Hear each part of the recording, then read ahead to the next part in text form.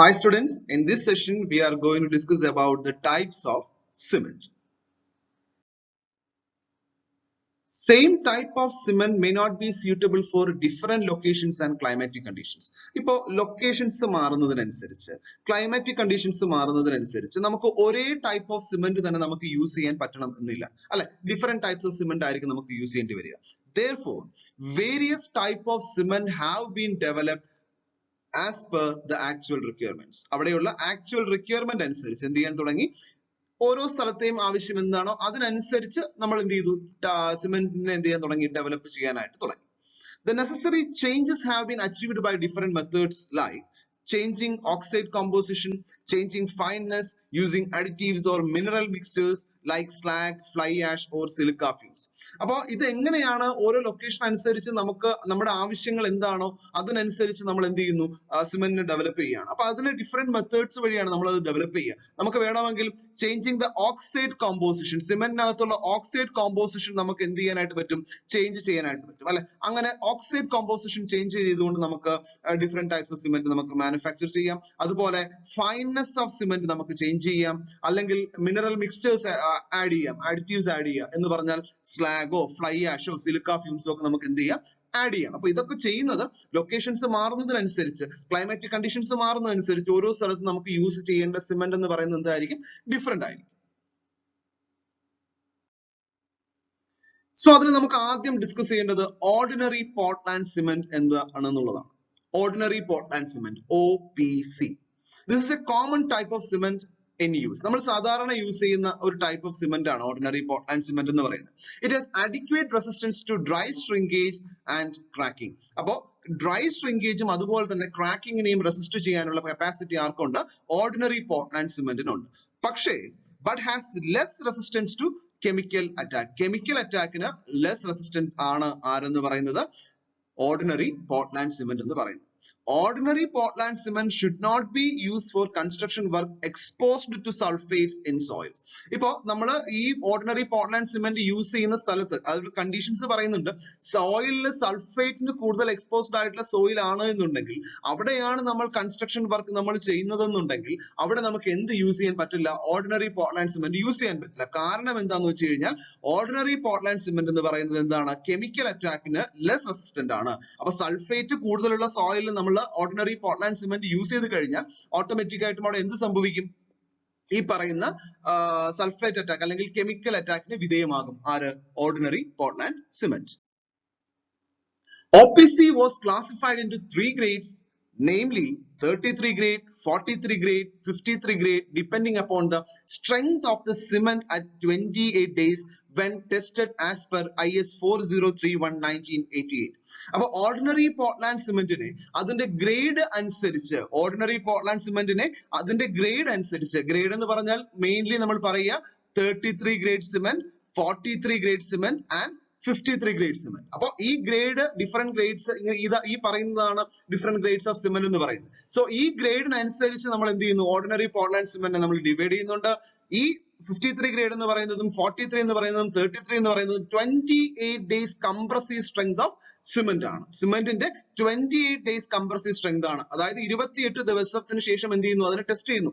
ആ ടെസ്റ്റ് ചെയ്യുന്ന നോംസ് എന്ന് പറയുന്നത് ആസ് പെർ IS 4031/1988 പ്രകാരമാണ് നമ്മളിവിടെ ടെസ്റ്റ് ചെയ്യുക. അങ്ങനെ 28 ഡേയ്സ് ടെസ്റ്റ് ചെയ്ത് കഴിയുമ്പോൾ കിട്ടുന്നത് 33 ആണെന്നുണ്ട്, 33 ന്യൂട്ടൺ പെർ mm സ്ക്വയർ ആണെങ്കിൽ 33 ഗ്രേഡ്, 43 ഗ്രേഡ് അല്ലെങ്കിൽ 53 ഗ്രേഡ് സിമെന്റ് എന്ന് പറയുന്നത് നമ്മൾ അതിനെ എന്ത് ചെയ്യുന്നു, ക്ലാസിഫൈ ചെയ്യുന്നു. ഇത്രയാണ് നമുക്ക് എവിടെ പറയേണ്ടത്, ഓർഡിനറി പോർട്ട്ലാൻഡ് സിമെന്റിൽ പറയേണ്ടത്. So next is Portland pozzolana cement PPC. Pozzolana എന്ന് പറഞ്ഞു കഴിഞ്ഞാൽ ശരിക്കും സിലിഷ്യസ് മെറ്റീരിയൽസിനെയാണ് നമ്മൾ പുസോൾന എന്ന് പറയുന്നത്. ഈ സിലിഷ്യസ് മെറ്റീരിയൽ എന്ന് പറയുന്നത് ഇതിന് ശരിക്കും സിമെന്റിംഗ് പ്രോപ്പർട്ടീസ് ഒന്നും ഇല്ല. പക്ഷേ ഈ പറയുന്ന പുസോളനെ ഇതിന്റെ finely divided form of this pozzolana or this siliceous material നമ്മൾ എന്തുമായിട്ട് റിയാക്ട് ചെയ്യുന്നു, അതിനെ കാൽഷ്യം ഹൈഡ്രോക്സൈഡുമായിട്ട് നമ്മൾ എന്ത് ചെയ്യാണ്, റിയാക്ട് ചെയ്യിപ്പിക്കുകയാണ്. കാൽഷ്യം ഹൈഡ്രോക്സൈഡ് റിയാക്ട് ചെയ്യുന്നത് in the presence of water, വാട്ടറിന്റെ പ്രസൻസിലാണ്. ഓർഡിനറി ടെമ്പറേച്ചറിൽ വാട്ടറിന്റെ പ്രസൻസിൽ കാൽഷ്യം ഹൈഡ്രോക്സൈഡും അതുപോലെ തന്നെ ഈ finely divided form of siliceous material അല്ലെങ്കിൽ പുസോളിനെ നമ്മൾ എന്ത് ചെയ്യുന്നു, റിയാക്ട് ചെയ്യിപ്പിക്കുന്നു. അങ്ങനെ റിയാക്ട് ചെയ്യുമ്പോൾ അവിടെ ഫോം ചെയ്യുന്ന കോമ്പൗണ്ട്സ് എന്ന് പറയുന്നത് എന്തായിരിക്കും? സിമെന്റിങ് പ്രോപ്പർട്ടീസ് ഉള്ള കോമ്പൗണ്ട്സ് ആയിരിക്കും അവിടെ ഫോം ചെയ്യുക. അപ്പൊ പുസോളന എന്ന് പറയുന്നത് നമ്മൾ എന്ത് ചെയ്യുക? അതിനെ കാൽഷ്യം ഹൈഡ്രോക്സൈഡുമായിട്ട് CaOH twice കാൽഷ്യം ഹൈഡ്രോക്സൈഡുമായിട്ട് നമ്മൾ എന്ത് ചെയ്യുന്നു? ഫൈനലി ഡിവൈഡഡ് ഫോം ഓഫ് പുസോളനെ നമ്മൾ റിയാക്ട് ചെയ്യുന്നു in the presence of water at ordinary temperature. അങ്ങനെ റിയാക്ട് ചെയ്യിക്കുമ്പോൾ അവിടെ എന്ത് ഫോം ചെയ്യും? സിമെന്റിങ് പ്രോപ്പർട്ടീസ് പൊസസ് ചെയ്യുന്ന കോമ്പൗണ്ട്സ് അവിടെ എന്ത് ചെയ്യാൻ തുടങ്ങും? ഫോം ചെയ്യും. ഓക്കെ, ഇനി ജനറലി നമ്മൾ യൂസ് ചെയ്യുന്ന പുസോളന എന്ന് പറഞ്ഞാൽ പുസോളനിക് മെറ്റീരിയൽ എന്ന് പറയുന്നത് ഫ്ലൈ ആഷ് യൂസ് ചെയ്യാറുണ്ട്, അതുപോലെ തന്നെ ഷെയിൽ യൂസ് ചെയ്യാറുണ്ട്, വോൾക്കാനിക് ആഷ് നമ്മൾ യൂസ് ചെയ്യുന്നു, പ്രളൈൻ നമ്മൾ യൂസ് ചെയ്യുന്നു, ഡയറ്റോമീഷ്യസ് എർത്ത് നമ്മൾ യൂസ് ചെയ്യാറുണ്ട്. ഇതൊക്കെയാണ് നമ്മൾ കോമൺലി യൂസ് ചെയ്യുന്ന പുസോളന എന്ന് പറയുന്നത്. അപ്പൊ ഈ പുസോളന യൂസ് ചെയ്യുമ്പോൾ ശ്രദ്ധിക്കേണ്ട കാര്യം എന്ന് വെച്ചാൽ നമുക്കിത് OPC ക്ലിങ്കേഴ്സുമായിട്ട് നമുക്ക് എന്ത് ചെയ്യാം? ഇതിനെ പുസോളനെ നമുക്ക് എന്ത് ചെയ്യാം? ഈസി ആയിട്ട് നമുക്ക് ഗ്രൈൻഡ് ചെയ്യാം. അതായത് നമ്മൾ ഇതിനെ മിക്സ് ചെയ്യുക, അതായത് മിക്സിങ്ങിന്റെ സമയം കഴിഞ്ഞിട്ട് OPCയുമായിട്ട് നമ്മൾ എന്ത് ചെയ്യുക? പുസോളനെ നമുക്ക് മിക്സ് ചെയ്യാന്ന് വിചാരിക്കുന്നതിനേക്കാൾ, അങ്ങനെ ചെയ്യുന്നതിനേക്കാൾ എളുപ്പം എന്ന് പറയുന്നത് OPC ക്ലിങ്കേഴ്സും പുസോളനെയും കൂടെ ഒരുമിച്ചിട്ട് എന്ത് ചെയ്യുക? ഗ്രൈൻഡ് ചെയ്യുക. Mixing afterwards is difficult because of the pusolana being finer than cement. അപ്പൊ ഇത് പിന്നെ മിക്സ് ചെയ്യാൻ ബുദ്ധിമുട്ടാണ് എന്ന് പറയുന്നതിന്റെ മെയിൻ റീസൺ എന്താണെന്ന് പറഞ്ഞു കഴിഞ്ഞാൽ പുസോളന ബീയിങ് ഫൈനർ ദാൻ സിമെന്റ്. പുസോളന എന്ന് പറയുന്നത് സിമെന്റിനേക്കാൾ കുറച്ചും കൂടെ എന്തായിരിക്കും? ഫൈനർ ആയിരിക്കും. അതായത് ഫൈനസ് ഓഫ് പുസോളന എന്ന് പറയുന്നത് 300 m² per kilogram ആണ്, as compared to 225 m² kilogram of OPC. Okay, ഇതൊന്ന് ഓർമ്മിച്ചോളുക. Fineness of pozzolana is 300 m² per kilogram as compared to 225 m² per kilogram for OPC. ഇനി നമുക്ക് what are the advantages of pusolana cement എന്ന് പറഞ്ഞാൽ less heat of hydration കുറവായിരിക്കും, reduced the leaching of calcium oxide as it is utilized in reaction with pusolana. അതായത് ഈ calcium ഹൈഡ്രോക്സൈഡിന്റെ leaching നമുക്ക് എന്ത് ചെയ്യാം? റിഡ്യൂസ് ചെയ്യാം. കാരണം എന്ന് വെച്ചാൽ നമ്മളിവിടെ പുസോളനെ ആഡ് ചെയ്യുന്ന സമയത്ത് ഓട്ടോമാറ്റിക് ആയിട്ടും അവിടെയുള്ള കാൽഷ്യം ഹൈഡ്രോക്സൈഡുമായിട്ടാണല്ലോ ഇത് റിയാക്ട് ചെയ്യുന്നത്. അതുകൊണ്ട് തന്നെ ആ കാൽഷ്യം ഹൈഡ്രോക്സൈഡ് കെട്ടിക്കിടക്കില്ല. ഈ കാൽഷ്യം ഹൈഡ്രോക്സൈഡ് എന്ത് ചെയ്യുന്നുണ്ട്? It's reacting with pozzolana. അപ്പൊ അങ്ങനെ നമുക്ക് എന്ത് ചെയ്യാം? ഈ കാൽഷ്യം ഹൈഡ്രോക്സൈഡിന്റെ ലീച്ചിങ് നമുക്ക് അവിടെ എന്ത് ചെയ്യാനായിട്ട് പറ്റും? റിഡ്യൂസ് ചെയ്യാനായിട്ട് പറ്റും. It can be used at almost all the places where OPC used. അപ്പൊ എവിടെയൊക്കെയാണോ നമ്മൾ OPC യൂസ് ചെയ്യുന്നത് അവിടെയൊക്കെ നമുക്ക് എന്ത് ചെയ്യാനായിട്ട് പറ്റും? ഈ പറയുന്ന പുസോളന സിമെന്റ്, പോർട്ട്ലാൻഡ് പുസോളന സിമെന്റ് നമുക്ക് എന്ത് ചെയ്യാനായിട്ട് പറ്റും? യൂസ് ചെയ്യാനായിട്ട് പറ്റും. എവിടെയൊക്കെയാണോ നമ്മൾ OPC യൂസ് ചെയ്യുന്നത് അവിടെയൊക്കെ നമുക്ക് എന്തിനെ യൂസ് ചെയ്യാം? പുസോളന നമുക്ക് എന്ത് ചെയ്യാനായിട്ട് പറ്റും? പോർട്ട്ലാൻഡ് പുസോളന സിമെന്റ് നമുക്ക് എന്ത് ചെയ്യാനായിട്ട് പറ്റും? യൂസ് ചെയ്യാനായിട്ട് പറ്റും. ഇനി നമുക്ക് ഡിസ്കസ് ചെയ്യേണ്ടത് rapid hardening cement, RHC, rapid hardening cement. It is also called early strength cement. ഇതിനെ നമ്മൾ മറ്റൊരു പേരും കൂടെ പറയാറുണ്ട്, എയർലി സ്ട്രെങ്ത് സിമെന്റ് എന്ന് തന്നെ പറയും. Because its 3 days strength is almost equal to 7 days strength of OPC. കാരണം എന്ന് വെച്ച് കഴിഞ്ഞാൽ ഇത് 3 ദിവസം കൊണ്ട്, അതായത് റാപ്പിഡ് ഹാർഡനിങ് സിമെന്റ് 3 ദിവസം കൊണ്ട് അറ്റൈൻ ചെയ്യുന്ന സ്ട്രെങ്ത് എന്ന് പറയുന്നത് ഓർഡിനറി പോർട്ട്ലാൻഡ് സിമെന്റ് 7 ദിവസം കൊണ്ട് അറ്റൈൻ ചെയ്യുന്ന സ്ട്രെങ്തിന് ഈക്വൽ ആയിരിക്കും. It is also called early strength cement because its 3 days strength is almost equal to 7 days strength of OPC. It is different from quick setting cement which only sets quickly, whereas in RHC strength development is very fast. അപ്പൊ ഇതിന് quick setting സിമെന്റിൽ നിന്ന് എങ്ങനെയാണ് differ ചെയ്യുന്നത് വെച്ച് കഴിഞ്ഞാൽ, quick setting cement എന്ന് വെച്ചാൽ sets quickly whereas in RHC. അപ്പൊ ക്വിക്ക് സെറ്റിംഗ് സിമെന്റ് എന്ന് പറയുന്നത് എന്ത് ചെയ്യും?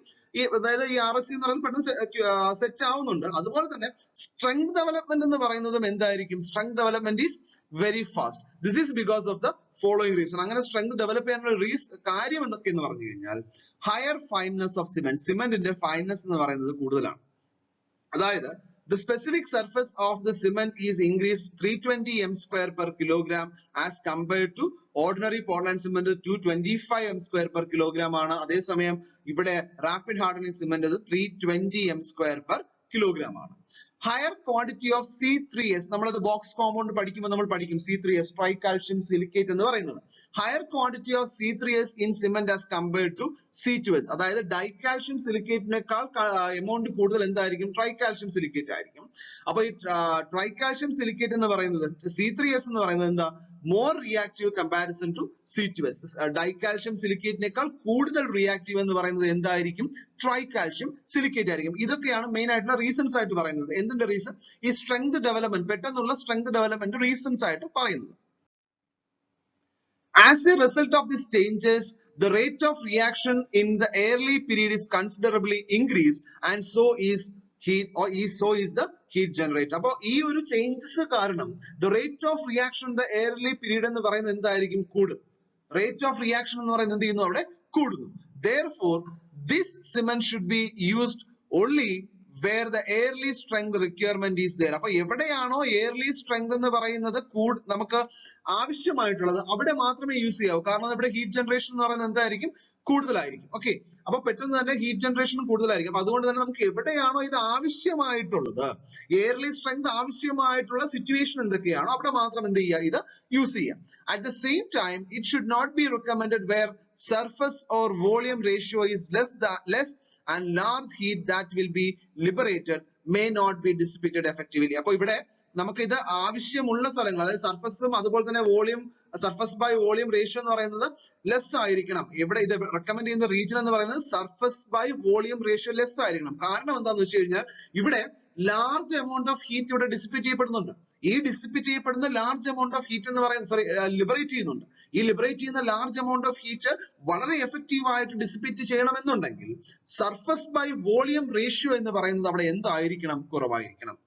If it is not ensured, then there will be chances of temperature cracks.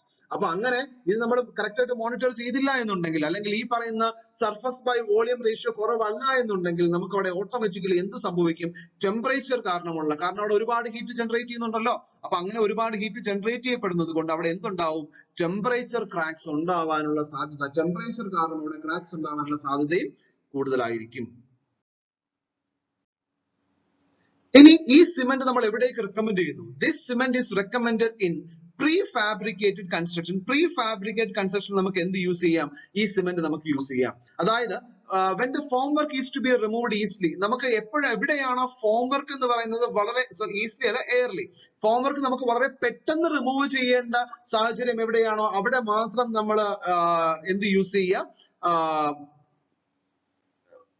Rapid hardening cement നമ്മൾ യൂസ് ചെയ്യുക. ഫോം വർക്ക് നമുക്ക് പെട്ടെന്ന് റിമൂവ് ചെയ്യേണ്ട സ്ഥലത്ത്. ഇൻ റോഡ് റിപ്പയർ വർക്ക്സിൽ നമുക്ക് എന്ത് ചെയ്യേണ്ടി വരും? എന്ത് ചെയ്യാം? നമുക്ക് റാപ്പിഡ് ഹാർഡനിങ് സിമന്റ് നമുക്ക് എന്ത് ചെയ്യാനായിട്ട് പറ്റും? നമുക്ക് യൂസ് ചെയ്യാം. കാരണം എന്ന് വെച്ചാൽ നമുക്ക് ഒരുപാട് സമയം കിട്ടുകൊണ്ടിരിക്കാൻ പറ്റില്ലല്ലോ. അപ്പൊ പെട്ടെന്ന് തന്നെ എന്ത് ചെയ്യും? ഇത് ഹാർഡൻ ചെയ്യും എന്നുള്ളത് കൊണ്ട് റോഡ് റിപ്പയർ വർക്കിൽ നമുക്ക് യൂസ് ചെയ്യാം. അത് മാത്രമല്ല അവിടെ ഈ പറയുന്ന സർഫസ് ബൈ വോളിയം റേഷ്യോ എന്ന് പറയുന്നത് എന്തായിരിക്കും? വിൽ ബി ലെസ് ആയിരിക്കും. അതുപോലെ in cold weather where heat generation will be helpful in preventing freezing. അപ്പൊ in cold weather conditionൽ നമ്മളിപ്പോ കോൺക്രീറ്റ് ചെയ്യുമ്പോൾ അത് പെട്ടെന്ന് ഫ്രീസ് ആയി പോകാനുള്ള സാധ്യതയുണ്ട് അല്ലെ? കോൾഡ് വെതർ കണ്ടീഷൻ, അതായത് കോൾഡ് വെതർ ആയിട്ടുള്ള റീജിയൻസിൽ നമ്മൾ കോൺക്രീറ്റിംഗ് ചെയ്യുന്ന സമയത്ത് അത് പെട്ടെന്ന് എന്ത് ചെയ്യാൻ ചാൻസ് ഉണ്ട്?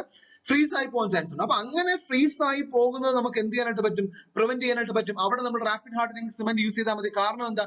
where heat generation will be there will be heat generation and that heat generation will prevent freezing. Freezing എന്ന് പറയുന്നത് നമ്മൾ എന്ത് ചെയ്യുന്നു? പ്രിവെന്റ് ചെയ്യുന്നു.